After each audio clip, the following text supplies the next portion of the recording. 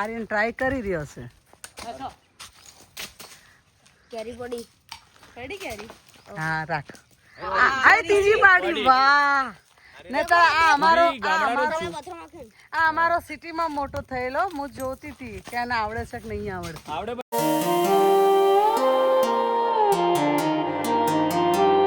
સો નમસ્કાર મિત્રો, હું છું આર્યન લીંબાચિયા. તો આજનો બ્લોગ સ્ટાર્ટ થઈ રહ્યો છે સવારના ટાઈમમાં. સવારના વાગ્યા છે 10:30. અમે ક્યારના ઉઠી ગયા છું. હું પરસેવો થઈ ગયો છું કારણ કે અત્યારે હું ક્રિકેટ રમતો હતો અને ક્રિકેટ રમીને જસ્ટ હાલ જ આવ્યો છું અંદર ઘરમાં. અને મસ્ત અત્યારે બહાર એક મહેફિલ જામી છે. મહેફિલ હું તમને લોકોને બતાવું.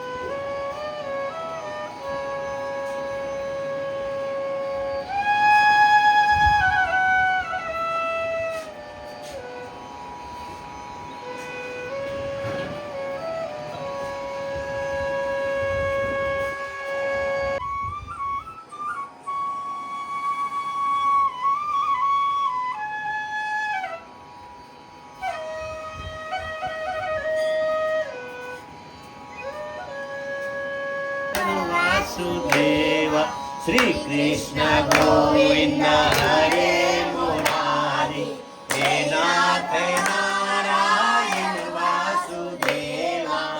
સો નમસ્કાર મિત્રો, બધાને મારા જય શ્રી કૃષ્ણ છે. અત્યારે કેટલા વાગી રહ્યા ભાઈ ધ્રુવભાઈ? 12:15 થઈ રહ્યા છે. ખાવાનું અમે લોકોએ ખાઈ લીધું છે અને ભૂત ચાલ નીકળ.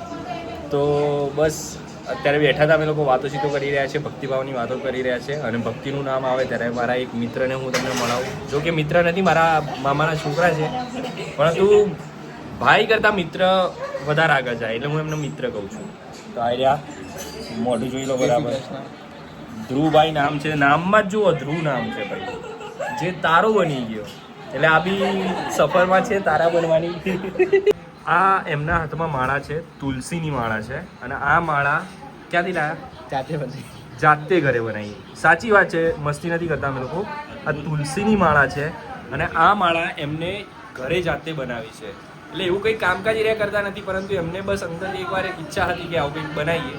તો એ માળા પ્લસ આ ગળાની માળા બી ને, આ ગળાની માળા જે છે એ બી જાતે. કહો. સરસ કહેવાય. એ જાતે તુલસીની માળા બનાવી છે. તુલસીની માળા પહેરવાના તો અદ્ભુત ફાયદા છે, શારીરિક રીતે પણ છે. અને કહેવાય છે કે કોઈ જમ તમને લેવાના, હા, જમણા તમારાથી દૂર રહેશે. તો આ ભાઈની કલાકારી માટે બહુ જ અમે પ્રોત્સાહિત કરીએ છીએ એમને. અને બહુ મોટી વસ્તુ છે. એમના ઘરે બી સામાન વામાન પડ્યો હોય છે. આપણે સાંજે એમના ઘરે જઈશું કારણ કે હું જેટલી વખતે આવું છું અહીંયા જેટલો રહેતો નથી એટલો એમના ઘરે રહું છું. અને આ ભૂત છે મારો. તારું નામ તો ક્યાં બધા નહીં ખબર. નામ તારું? આનું નામ ગાઈસ કીર્તના છે. આ પાછળ જાય મારા મામી છે. અને બસ અત્યારે બેઠા છીએ. મળું તમને થોડી વાર કંઈક નવું કરીએ ત્યારે. ઉતર જો ઉતર્યો અહીંથી અહીંયા, અહીંથી આ ભાઈ વાંદરાઓ લોકો કહેવાય. આ લોકો આવા લોકોને શું કહેવાય? અજીબ પ્રકાર. શું કહેવાય ભાઈ આવા લોકોને? અહીંયા અમે લોકોએ ક્રિકેટ ચાલુ કરી છે અને આટલા એરિયામાં જ અમે ક્રિકેટ રમશું. અહીંથી બોલ અહીંયાથી ના આ બાજુ બોલ, આ બાજુ રમીએ અને આ બાજુ બોલ મારીએ. હા બોલો. દડો કટાડીને નીચે ગયો તો આવો. નીચે? હા, અહીંયાથી નીચે પડ્યો કટાડી. પણ કટાડીને તો જશે જ ને ભાઈ. આ તો જે કેચ પકડે તો આઉટ થયો. નીચે એક ફિલ્ડર હશે.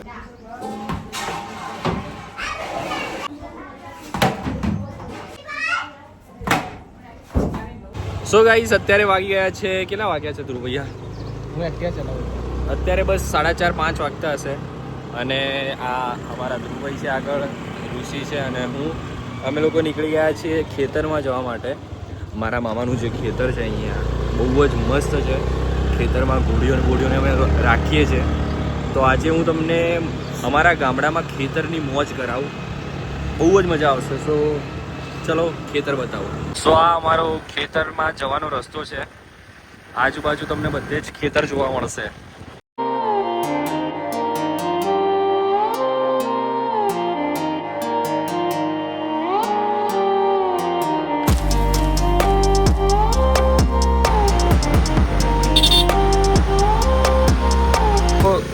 ગાઈસ ભજન છે આજે, જેમ કે તમને મેં કીધું હતું, એટલે ધ્રુવભાઈને થોડું ઘરે કામ છે એટલે જઈ રહ્યા છે અમને ઉતારીને.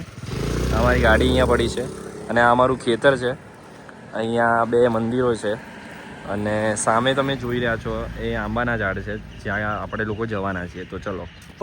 અહીંયા જો બેબુ આવી છે, મારા મામાની છોકરી, આ મારો મામાનો છોકરો, પપ્પા બી છે અને અહીંયા મમ્મી બી છે અને આ છે ઝાડ અમારો બો.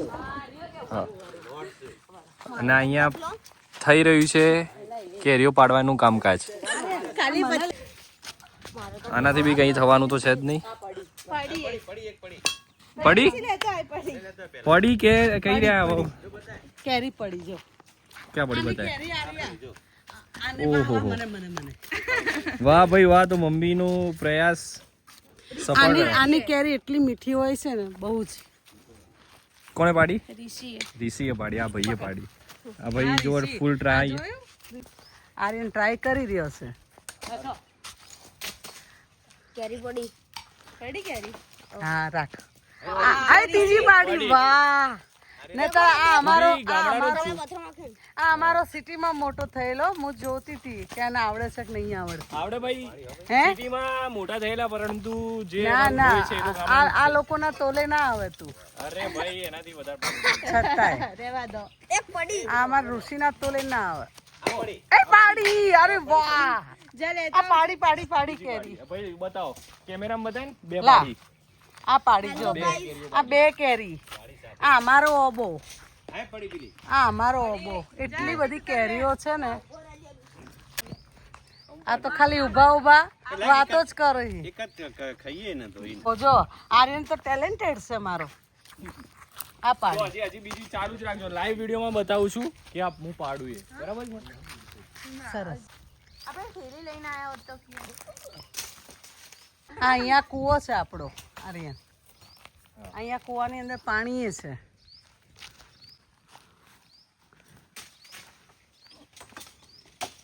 આટલી કેરી પાડી કામના હાથમાં.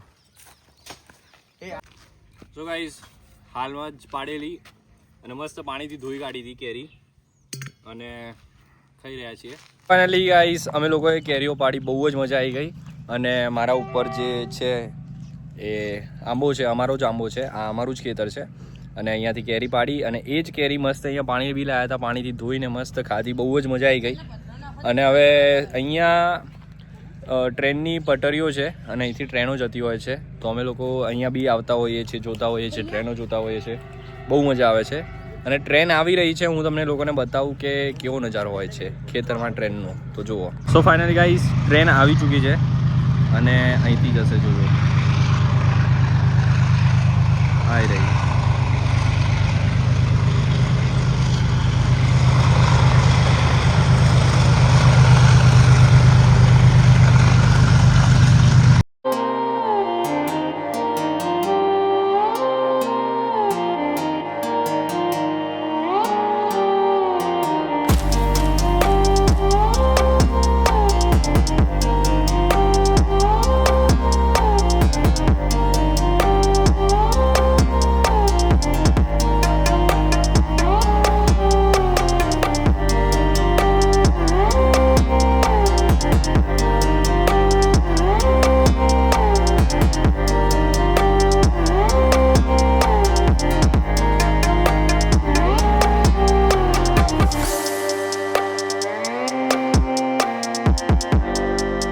સો ગાઈસ, અહીંયા કેરીઓ કેટલી નીચે છે હું તમને લોકોને બતાવું. તમે લોકો જુઓ. તમે બધા જોઈ શકો છો, બહુ જ કેરીઓ છે. મતલબ તમે જ્યાં બી જોશો ત્યાં તમને કેરીઓ દેખાશે. અહીંયા કેરી છે, અહીંયા છે, અહીંયા અને સામે બી ત્યાં નીચે વળગી રહી છે. અને હા, કેરી પડી. અચ્છા, હા ભાઈ, તું પાડે જ જાય છે કેરીઓ. ક્યારની જોઈ નથી તે પાડે જ જાય છે. શું કહે છે બેબો? ખાતો નહીં પણ પાડે જાય. આનું નામ બેબો છે. આનું નામ, આ મારી મામાની સગ્ગા મામાની છોકરી, પેલો બી મારા સગ્ગા મામાનો છોકરો છે. અને આ એ તારો શું થાય? માસીનો છોકરો. આની સગ્ગી માસીનો છોકરો આ છે. શું આદિ નામ છે ભાઈનું. અને આ જો ભાઈ પાડીને લાયા છે. ભાઈ હવે મત પાડ. તો કોઈ ખાતું મને આ બધું જોઈને મને મારા બચપનના દિવસો યાદ આવી ગયા, કારણ કે અહીંથી જેટલી બી પાછળ અહીંથી ચાલુ થાય છે તે પાછળ સુધી અહીંયા સુધી બધી જ કેરીઓ જ છે, અને કેરીઓના ઝાડ મોટા મોટા આંબાઓ છે.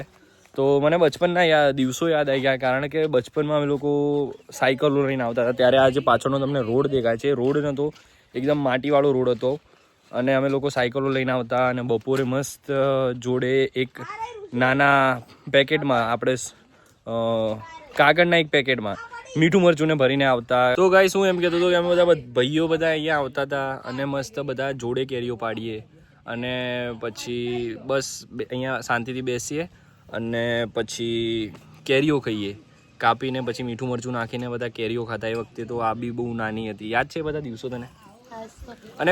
અને બીજું ગાઈસ, કદાચ એ ખેતરમાં અત્યારે અમે લોકો જઈશું ત્યાં બી તમને બતાવું. એ ખેતરમાં અમારી એક નાની કુંડી હતી અને એ કુંડીમાં પાણી આવતું અને પાણીમાં અમે કુંડીમાં બધા ભેગા થઈને નાહવા બેસતા. ખબર છે? યાદ છે? બધા અમે નાના નાના અને આ કુંડીમાં નાહવા બેસીએ. તો એ બધા જે દિવસો છે એ મેમરીઝ છે, એ આપણા જીવનમાં કોઈક જ વખતે બનતી હોય છે અને જે તમને પૂરા જીવનભર યાદ રાખે છે. તો આપણા જીવનનું જે મુખ્ય જે સાર છે એ જીવન જીવવું તો છે જ, પરંતુ જન્મથી મૃત્યુ સુધીના વચ્ચેની જે આ સફર જે આપણે કરી રહ્યા છે એનું નામ જીવન છે. તો આપણા જે જીવનની હરેક મુમેન્ટ, હરેક પળને એકદમ એન્જોયથી વિતાવવી, એકદમ ખુશીથી વિતાવવી, જેથી ભગવાન પણ રાજી રહે, આપણે પોતે બી રાજી રહીએ અને આપણા આસપાસના લોકો બી રાજી રહે. સો ગાઈસ, તમે આ વ્લોગ જોયો, બટ વ્લોગ બહુ મોટો બન્યો છે અને આના પછી અમે લોકો જઈએ છીએ ઘોડાવાળા ખેતરમાં. એ બી થોડા હું હાઇલાઇટ તમને બતાવી દઈશ, પણ આ વ્લોગ બહુ 20 મિનિટનો થઈ જતો હતો, એટલા માટે મેં 2 પાર્ટ પાડ્યા છે. તો આજના વ્લોગ માટે આટલું જ હતું. સેકન્ડ પાર્ટ બહુ જલ્દી આવી જશે, કાલે જ આવી જશે. તો કોમેન્ટ લખજો અને ગામડાની મોજ કેવી કરી, તમે ગામડામાં કેવી મોજ કરેલી એ બી કોમેન્ટમાં બતાવજો. અને હા, થોડી બહુ હું તમને હાઇલાઇટ અત્યારે બતાવી દઉં છું કે નેક્સ્ટ વ્લોગમાં શું આવવાનું છે, ત્યાંથી તમને ખબર પડી જાય કે નેક્સ્ટ વ્લોગમાં શું છે. તો બસ આ જ વિડીયો આટલો જ છે, જુઓ તમે.